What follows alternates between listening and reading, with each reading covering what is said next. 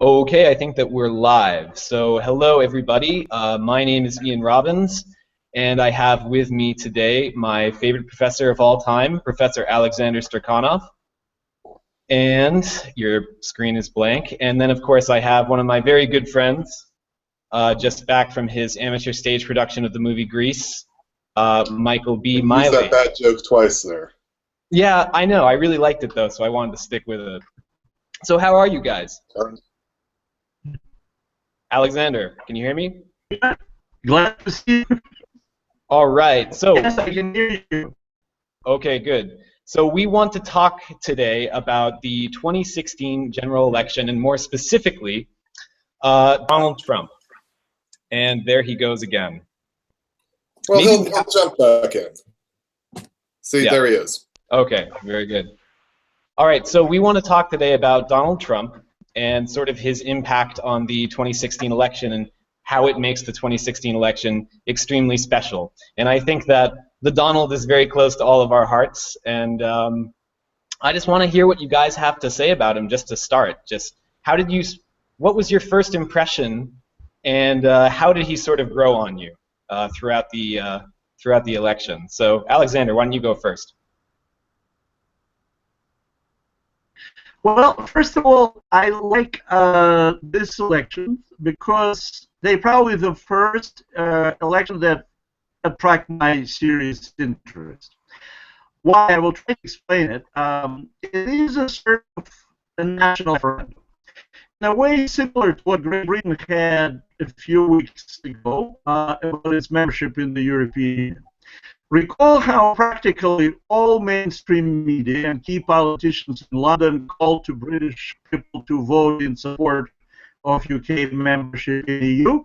However, the people voted decisively against. In response, politicians in London regretted that brought this question to the referendum.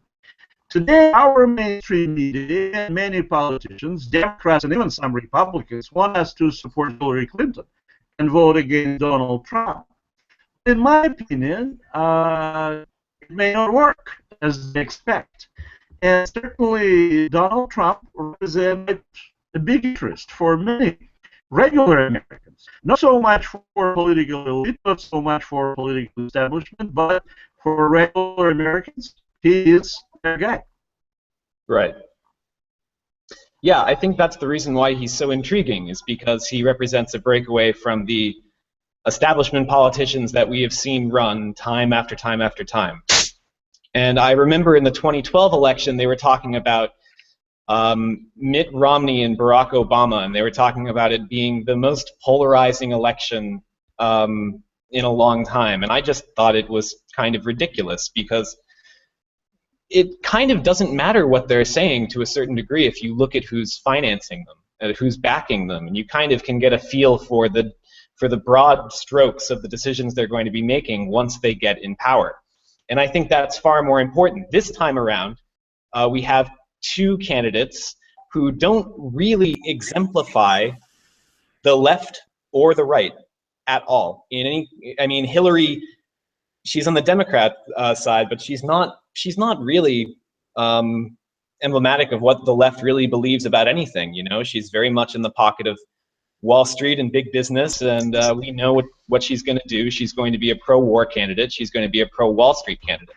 And Donald Trump isn't necessarily a member of the dogmatic right. He's very much a pragmatist and an entrepreneur, and he deals with whatever's in front of him without any kind of ideology getting in the way. So, Michael, let's jump to you. What's your opinion of this? Well, naturally, I agree with Alexander on quite a bit of what he said about Trump, and he's quite correct. But I think, and you're correct as well, Ian, in that, you know, Trump is both simultaneously not a Republican and perhaps the best thing to ever happen to the Republican Party. Yes, absolutely. He gave in Detroit earlier this week, or last week, rather, was probably the strongest articulation of conservative values given by a Republican presidential candidate since, and I know it's a cliche, but since Ronald Reagan. Sure. Honestly. Right. to hear that sort of rhetoric being given in that fashion. Right. And Donald Trump really is an excellent public speaker to be able to transcend the teleprompter, if you will. Absolutely, absolutely.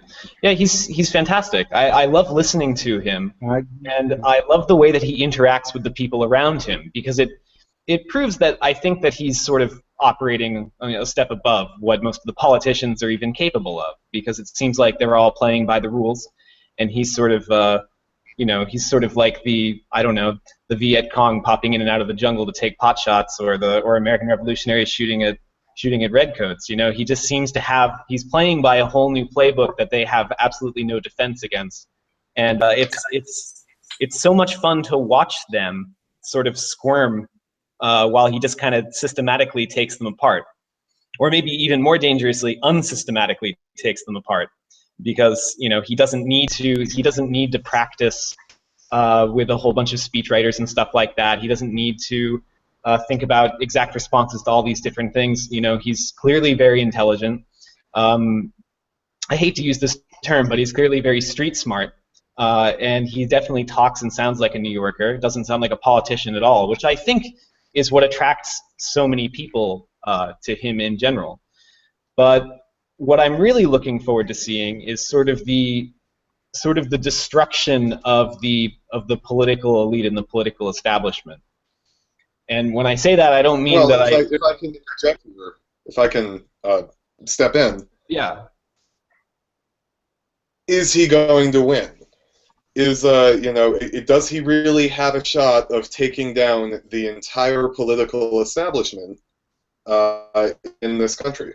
Or do we still have enough of that Jacksonian sort of grit in our country in order to break down the federal East Coast, whatever you want to call it, establishment? Does he have that ability? Will he be able to win New York State, for example? Right. Of course, that's a hard question to answer, because of course we don't even know what he really can do if he gets into office. Can he actually make anything happen? I know that he's an expert at making deals and negotiating and compromising and what have you, but how much is he really going to be able to get through the House and the Senate? And how much change can he actually make? One, if he even gets in. Two, there's lots of speculation about the election being rigged and so forth, but that's probably a topic for a whole different video if we're going to talk about, if we're going to delve into the depths of Hillary Clinton, which I'm not too keen on doing right away. What do you think, Alexander? Do you think that he can win? He has a chance, no doubt. And that is why I brought that parallel with Brexit, because nobody believed that British voters will vote in favor of Brexit, but it did happen. Right. That's correct. But I wonder if that's not a red herring. When Alexander comes back, I'll reiterate that. Is that not just a the conditions in England is a different country from America? Is it possible that while we share many things in common, you're losing me periodically, right? So I will start again. You hear me? Yeah, we can Alexander, hear you. what if you tried just going to an audio-only feed? Because maybe the camera is too taxing on the internet connection. So like that? Yep, like that. Oh, wait, no. Is it better? Oh, there you go. Yeah, okay, perfect. So I compare the situation with this election to Brexit, especially because I see real parallel between these two events. Nobody believes that British will vote in favor of Brexit. Many do not believe that Trump can win. I do think he can win. He definitely has a chance. The importance of this election, that pretty much Americans will face a dilemma.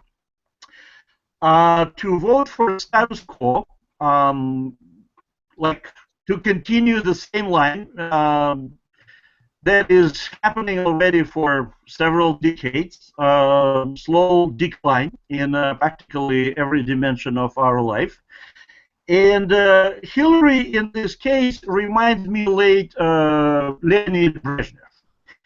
And how Soviet elite was supporting to Brezhnev just because none of leaders at that time was capable to step in and come up with his program of reforms or change.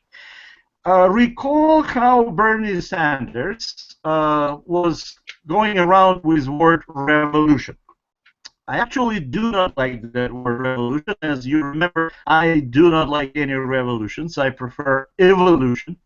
So I prefer word change. And Trump is definitely capable of that change. How far that change will go, I don't know. But in case of his success, he certainly will change. No doubt. How far, we will see. But change, in my opinion, and what attracts me to his candidacy, that, in my opinion, change is absolutely necessary. It is necessary in a sphere, in the dimension of our economic development. I agree with many of his statements in regards of status quo of economy and trade deals that were recently considered. I completely agree with most of his statements in the field of the foreign policy. Right. So certainly the things that we will face at this election. Are you voting for status quo and continuation of that decline, or you're voting for somebody who can try to reverse that decline and change things to better? That's how it looks to me. So with regard to what you said about the polling, Alexander, turn down your volume a bit. I can hear my voice in your feed. About the polling and about sort of what the mainstream media talks about with regards to the likelihood of one person being elected over the other. The same thing, of course, occurs in Great Britain and most of Europe, where the mainstream media is taking marching orders from people at the top that are trying to skew results in their favor. One thing when they lie about polling, or they do polling specifically in areas where they know that they're going to get the response they want, is they're trying to sort of dishearten people that are maybe interested in voting for change. If they feel like the odds of them winning are insurmountable, they probably won't go out and vote at all. So when and of course, there are people that are going to, be positively, apoplectic that I'm bringing this up. But the mainstream media is very clearly, in America, dominated by the political left and by the DNC. If anything, the WikiLeaks emails that just came out recently completely prove that. The whole idea of media bias to the left that the right has been talking about forever, it's not even bias, because bias is when you sort of lean in one direction. They're specifically just reporting what the Clintons are telling them to report. It's absolutely astonishing, the level of corruption that's occurring here. So when I see the polls, and of course the media tries to slant every single thing that he says in a negative way. He jokes about Russia, and they say he's trying to instigate Russians to hack into email servers and steal this information. Or he says he makes a mild comment about that I forget that Muslim that was in the military, Khan. He made a wife about. He made a comment about his wife not speaking or something like that, and they immediately jump down his throat and make all these wild accusations. Let me stop you there and ask you a question, because I think if you follow the media narrative, and Alexander, I'm sure you know what I'm talking about as well, the sort of consensus building that the mainstream media does, what you're talking about vis-a-vis demoralizing people from voting, or this or that or the other thing, that there's always sort of a narrative that goes on, over these large events like the DNC.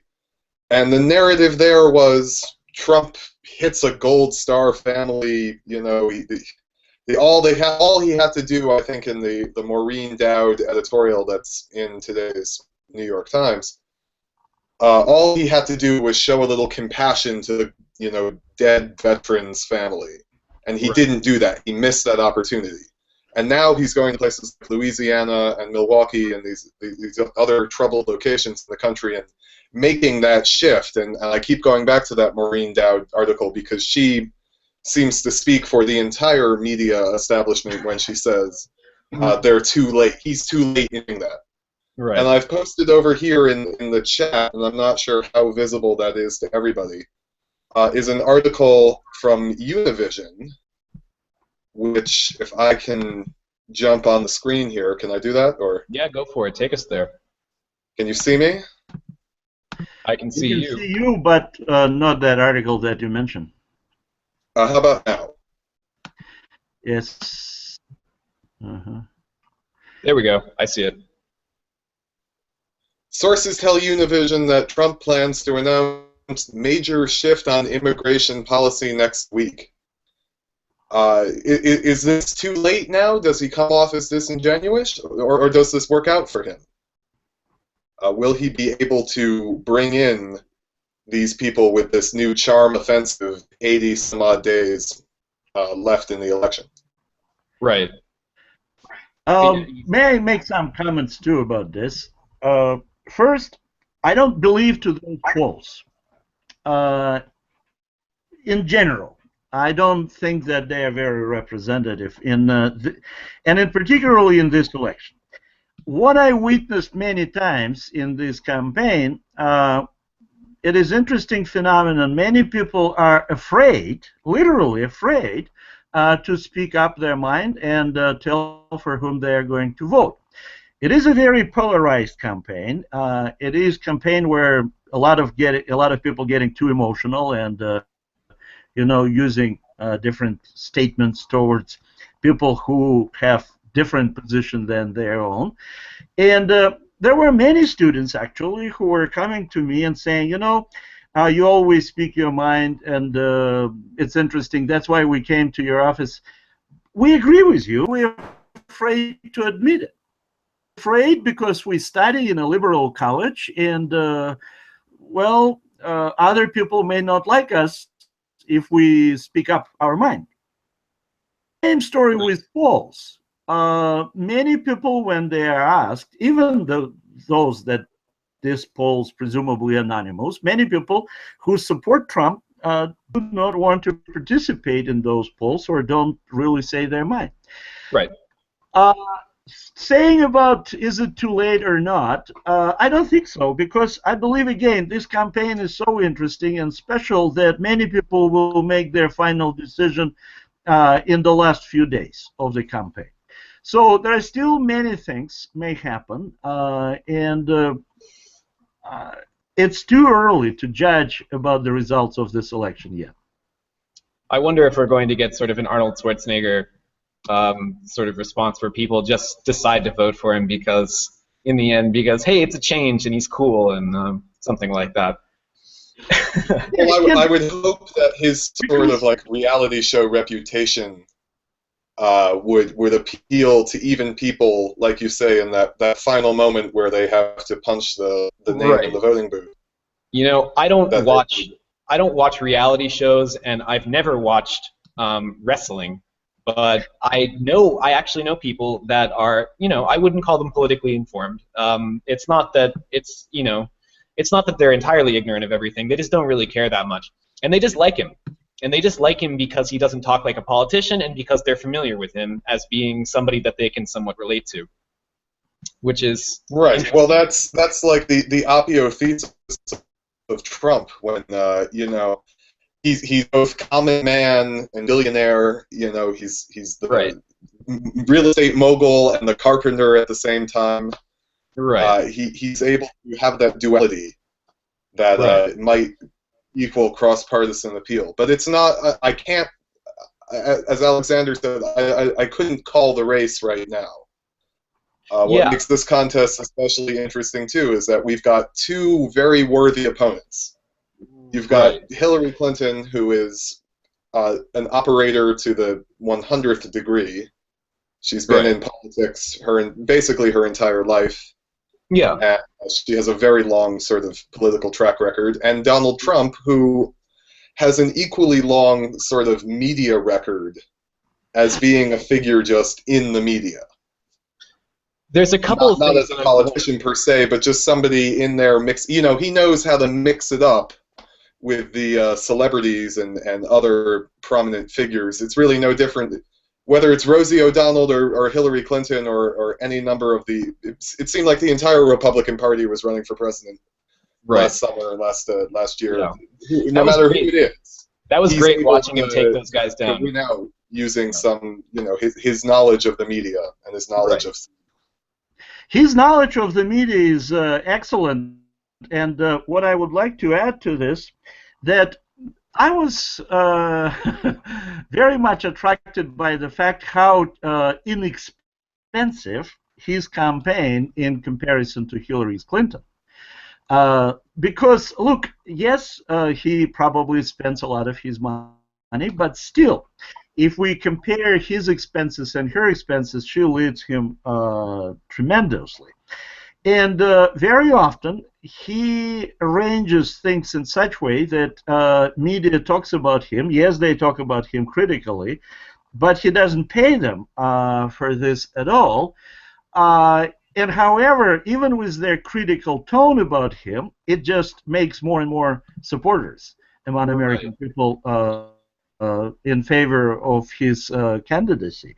And this is incredibly interesting how he is doing this, which again reflects on his skills of a manager and business person. And I hope he can run the country in the same way, wasting much less money than our government does today. Yeah, that's his, that's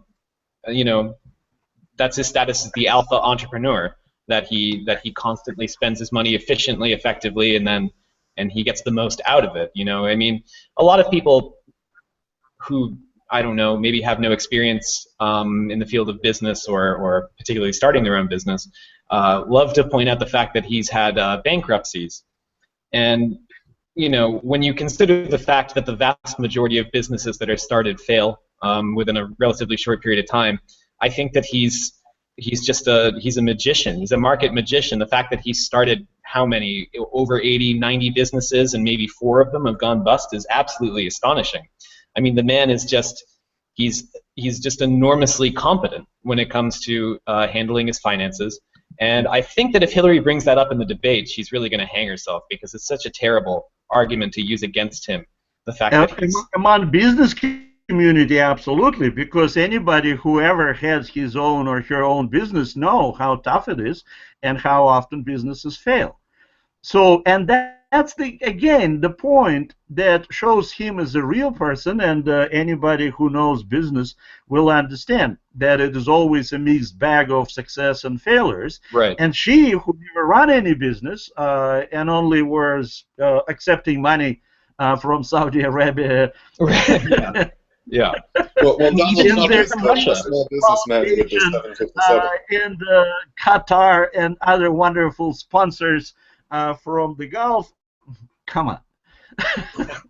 Yeah. Yeah. Well, it does seem. What's very interesting, actually. Donald Trump, more so than Hillary Clinton, has a legitimate claim as a Republican, and this is an incredible thing, I think. As a Republican, Donald Trump has the more legitimate claim to be the pro-gay, pro-woman's candidate in this election. Absolutely. Which is, he was able to outmaneuver her in that regard. Yep. That those are two, protected minority classes, whatever you want to call them, groups of individuals who the media, at least, consistently told us would not be groups that would even think about supporting Donald Trump. And now, after certain events and certain things that Donald Trump himself has instigated, he now owns those two issues legitimately over Hillary Clinton. There's another field where I think he can be very successful, and I believe he's beginning to work in that field. It's African Americans. Because many things that he's saying will benefit African Americans. And first of all, the immigration policy. Because immigrants, illegal immigrants, I mean, take jobs that often and compete in the job market very often with African Americans. and I think he will put more and more attention to this topic and may win many African American votes. Yeah, absolutely. Very much. Again, and that's another element of the, I'm not going to tell the person on the telephone, I'm not going to tell the pollster who comes to my door, I'm not even going to talk about it with my coworkers or my friends, but when it comes down to brass tacks, that's something they remember when they walk into the voting booth.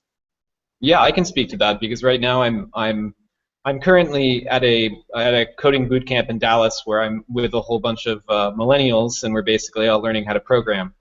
And other than the fact that everybody's going to be able to see this video now because I'm going to be posting it on Facebook, I'm really reluctant to talk about how I feel about the election, and especially talking about Trump, because there's so much irrational dislike of him. People love using the term racist. The term racist has been used so much now that it's completely lost all meaning. I don't even react to it anymore. Basically, it's so overused, and it's such a non-argument. It's such a straw man, and the left loves to use it, and they love to use it constantly. And it's a way to shut down debate on a subject. Right. Yeah. Exactly. If somebody so racist, then you dehumanize. One thing I want to bring up is Trump hate and why it exists. And I have a couple of theories, and I think that a lot of people won't like these theories, but I'm going to say them anyway. I think that a lot of people make the decision when they see him at first that they simply don't like him, and then everything else is just sort of justifying the fact that they don't like him or they think that he's a bad person after they make sort of the decision, which is, I think, the way most people make most decisions about most things. Most people don't really have a whole lot of control over their thought process. So my theory is that most people that don't really get a bad feeling from Trump right away have maybe a strained relationship with their father, if they had a relationship with their father at all. And I know it sounds kind of personal, and a lot of people won't like that because people like to debate issues like this on the merits of policies and what have you. But I find that in debates, most people don't really listen to you when you provide evidence, and sometimes even on Facebook, which I've done recently, I just kind of like to troll instead because you get you get some sort of a visceral emotional response from them, which to me kind of proves the point. Well, it's an interesting thing because I get perfectly intelligent people saying to me, and these are conservative people, right? Oh, I don't want my grandchildren growing up in a world after we elect America's Hitler. Right. Which yes. to call him that is to basically invite him to be assassinated, essentially, if you really want to break it down. Right. And I think it's also like where on earth did anybody get that idea? One, and two, who takes the whole process that seriously? You know what I mean? Like who's that like worked up that this is going to be? I'm not. If Hillary Clinton wins the election, which again, the smart money seems to be on that to go back to the Brexit analogy, but the smart money seems to be on her. If she wins, I will continue to live my life. It will not. I won't be happy. Right. I won't. The country's moving into more of the same. It's going to be another 8 to 4 years of Obama and Bush. And we're going to muddle along, and things will get worse, but they will get better. But that's probably what you're going to get with Hillary. The general get much worse before it gets better. Right. But I don't think that it'll be the end of the world if Hillary Clinton is elected. Like the end of our democracy, this, that, and the other thing. So you don't buy into the Paul Craig Roberts World War III scenario, then? Well, I think, look, something more violence is possible under her than it is under Trump. But absolutely, it'll be violence. Hopefully, fingers crossed, it would be violence maybe remote from us. Not to say that that's better, but our lives, American lives, which is what we talk about when we talk about this election, would probably, become more difficult and, bogged down in bureaucracy and government and this and that. But it wouldn't be apoplectic. But when you talk to either well-meaning never-Trumpers or, ex-burnouts, ex-Bernie people, or Democrats, just general Democrats. Oh, God, if Trump is elected, you know, it's going to rain blood from the skies, Yeah, locusts course, are going to come down, right. you know, Yeah. your firstborn child is going to be taken from you. And that, to me, is like they're showing their hand when they talk about that. Right. And the media is showing its hand when they talk so derisively about Donald Trump, when they write editorials in the New York Times that say, we have to throw out all of the conventions of journalism that we've sort of put on a pedestal these last 50 or so years. We have to get rid of those now. Right. And, you know, totally drop any pretense of objectivity and attack this person because he is so, because they've labeled him dangerous. It's a good sign. I would stop trusting him if the media stopped attacking him. The fact that they're attacking him so viciously is a great sign to me, and the fact that he doesn't have the support of Republicans in the House, the Senate, especially Paul Ryan, that Judas. You know, apparently he used to read Ayn Rand, but I don't know what happened to him because now he doesn't seem to have. You know what? They told me when my first semester in college that wasn't LSC, I took an basic economics class. And the guy told me that Paul Ryan's budget plan at the time, which, by the way, was pretty heavy on corporate bailouts and all of that sort of fun stuff, that his budget plan was somehow inspired by Ayn Rand. And I laughed. I said, "There's no, I couldn't." Yeah, it just shows his ignorance for the topic. Yeah, it was really sort of, if you understood Ayn Rand, I suppose, or if you understood that philosophy, Paul Ryan is pretty far away from that. So one more thing. But again, that's a linchpin. There are conservatives out there, mainstream, ordinary people, who have those concerns about Donald Trump, and I would hope that they're not just presenting to me this false image, that they would be honest with me, an admitted Trump supporter, about their support. But right, you were saying, Alexander. Yeah, just about journalism again and making the parallel. The mainstream American media reminds me newspaper Pravda in the late 1970s. Right. It's a collective. How can you not believe a newspaper that's called Truth? Collective Pravda, yeah. If it's stated in a Pravda, it should be truth. Same story if New York Times, Washington Post, and some other, CNN in particular, criticize Donald Trump, it must be truth. But that's not. And more American people understand that. What I think we should say, how we will plan our next sessions. I believe we should, next time, today it's kind of introductory conversation, and next time we should be more focused on a specific topic. And your choice. We can start with domestic politics. We can start with foreign policy, whatever. But I believe all our following conversations that we will invite people to join should be more focused and deal with specific topic, arguments in favor or against, and then let people think and decide. Being much better educated than while reading or watching our mainstream media. Yes, I agree. That's a great idea. And I do think that a more general topic, or rather specific topic, would be advisable in the future. I think this sort of, we've been going around why people don't like Donald Trump. Yeah, basically. What is his anti-appeal? And but I think he's playing the people he has around him, maybe his own mind, his own business sense, his own acumen. He is playing a game that he has defied the pundits and every single person. Nobody can really figure him out.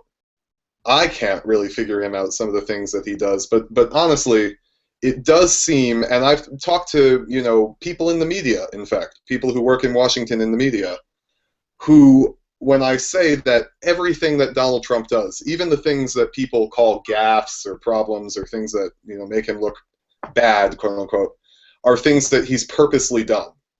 That nothing comes out of his mouth off the cuff. Absolutely. Like when he, like in the middle of the DNC, when he redirects the media to examine the question of 30,000 emails being deleted from the Clinton servers. And of course, they're attacking him for saying that, but then of course it gets everybody to start thinking about it again instead of thinking about whatever is happening at the DNC, which was just a brilliant stroke of manipulating the media, and it just shows how good he is at doing that. But I have a suggestion for next week, and I don't want to start off talking about policy right away. What I want to talk about is Bernie, and I want to talk about other third-party candidates. Because I want to make an appeal to Bernie Sanders supporters as soon as possible, because considering the fact that most of our audience is going to be coming from Lyndon State College, I'm sure that we're going to have a lot of Bernie supporters that are interested to hear what Alexander has to say about the upcoming election. And I want to talk about Bernie, what it means to the Democrat Party that he was basically pushed out, whether with or against his will, and what it means that he's not running third party or going with Jill Stein or something like that. Why you know, he's in his 70s and he's just giving up and endorsing Clinton. I think that says a lot about what he was from the beginning and why he was not what a lot of people believed that he was. And as you know, people love to put him on a pedestal. And I totally get it. I totally get it. I really do. I understand the desire to break away from sort of the global corporatocracy that's just sort of enveloping the world with its octopus-like tentacles, and how he sort of represents a desire for a lot of the left to do the same thing that I think Trump is doing on the right. But I really want to make an appeal to Bernie supporters that if you think that Clinton is going to be the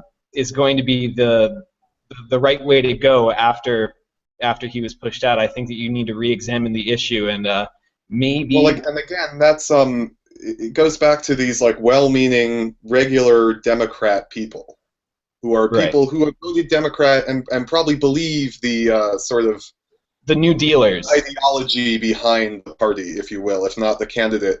And they've said to me, "Well, I'm just going to hold my nose and vote for Hillary." Oh, it's and awful. You want to reach over and shake these people and say, absolutely. Why would you do that? I mean, please, what could possibly be in it for you? If that's the way you feel about your candidate, then it might be time to re-examine even the ideology behind her. Your base assumptions. Because how does she rise to the top of that pile, if you will? So what do you think, Alexander? Is that a good topic? Excellent topic. Okay. Excellent topic. So, and I have such a great desire already to jump in it, but I kind of put myself on hold. Like, wait.